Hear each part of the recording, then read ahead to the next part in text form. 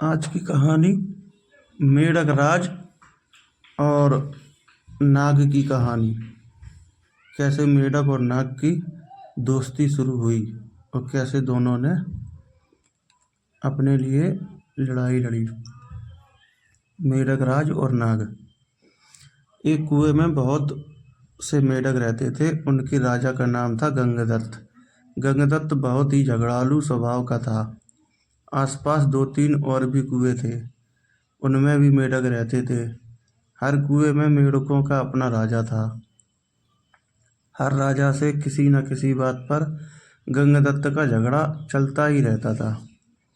वह अपनी मूर्खता से कोई गलत काम करने लगता और बुद्धिमान मेढक रोकने की कोशिश करता तो मौका मिलते ही अपने पालतू गुंडे मेढकों से पिटवा देता। कुएं के मेढकों के भीतर गंगदत्त के प्रति रोष बढ़ता जा रहा था। घर में भी झगड़ों से चैन न था। अपनी हर मुसीबत के लिए दोष देता। एक दिन गंगदत्त पड़ोसी मेढक राजा से खूब झगड़ा किया। खूब तू मैं हुई। गंगदत्त ने अपने कुएं में आकर बताया कि पड़ोसी राजा ने उसका अपमान किया है। अपमान का बदला लेने के लिए उसने अपने मेढकों को आदेश दिया कि पड़ोसी कुएं पर हमला करें। सब जानते थे कि झगड़ा गंगदत्त ने ही शुरू किया होगा। कुछ सयाने मेढकों तथा बुद्धिमानों ने एकजुट होकर एक स्वर में कहा, राजन, पड़ोसी कुएं में हमसे दुगने मेढक हैं। वे स्वस्थ व हमसे अधिक ताकतवर हैं। हम यह लड़ाई नहीं लड़ेंगे। गंगदत्त सन्न रह गया और बुरी तरह तिलमिला गया। मन ही मन उसने ठान ली कि इन गद्दारों को भी सबक सिखाना होगा।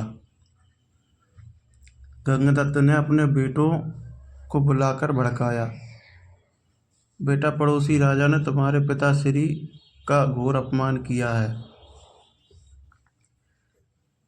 जाओ पड़ोसी राजा के बेटों की ऐसी पिटाई करो कि वे पानी मांगने लग जाएं। गंगदत्त के बेटे एक दूसरे का मुंह देखने लगे। आखिर बड़े बेटे ने कहा, पिताश्री, आपने कभी हमें टर्राने की इजाज़त नहीं दी। टर्राने से ही मेढकों में बल आता है, हौसला आता है और जोश आता है। आप ही बताइए कि बिना हौसले और जोश के हम किसी की क्या पिटाई कर पाएंगे। अब गंगदत्त सबसे चिढ़ गया। एक दिन वह कुड़ता और बड़बड़ाता कुएं से बाहर निकला, इधर उधर घूमने लगा। उसे एक भयंकर नाग पास ही बने अपने बिल में घुसता नजर आया। उसकी आंखें चमकी। जब अपने दुश्मन बन गए हों तो दुश्मन को अपना बनाना चाहिए। यह सोच वह बिल के पास जाकर बोला, नागदेव, मेरा प्रणाम। नागदेव फुफकारा, अरे मेढक, मैं तुम्हारा बैरी हूँ, तुम्हें खा जाता हूँ और तू मेरे बिल के आगे आकर मुझे आवाज़ दे रहा है। गंगदत्त टर्राया, हे नाग, कभी कभी शत्रुओं से ज़्यादा अपने दुख देने लगते हैं। मेरा अपनी जाति वालों और सगों से इतना घोर अपमान किया है कि उन्हें सबक सिखाने के लिए मुझे तुम जैसे शत्रु के पास सहायता मांगने आना पड़ा। तुम मेरी दोस्ती स्वीकार करो और मज़े करो। नाग ने बिल से अपना सिर बाहर निकाला और बोला, मज़े कैसे मज़े?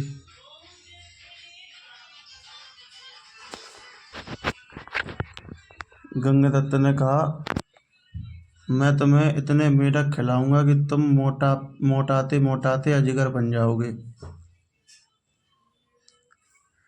नाग ने शंका व्यक्त की। पानी में मैं जा नहीं सकता। कैसे पकड़ूंगा मेढक? गंगदत्त। गंगदत्त ने ताली बजाई। नाग भाई, यही तो मेरी दोस्ती तुम्हारे काम आएगी। मैंने पड़ोसी राजाओं के कुओं पर नज़र रखने के लिए अपने जासूस मेढकों से गुप्त सुरंगें खुदवा रखी हैं। हर कुएं तक उनका रास्ता जाता है। सुरंगें जहाँ मिलती हैं वहाँ एक कक्ष है। तुम वहाँ रहना और जिस जिस मेढक को खाने के लिए कहूँ उन्हें खाते जाना। नाग नाग बोला, गंगदत्त से दोस्ती के लिए तैयार हो गया, क्योंकि उसमें उसका लाभ ही लाभ था।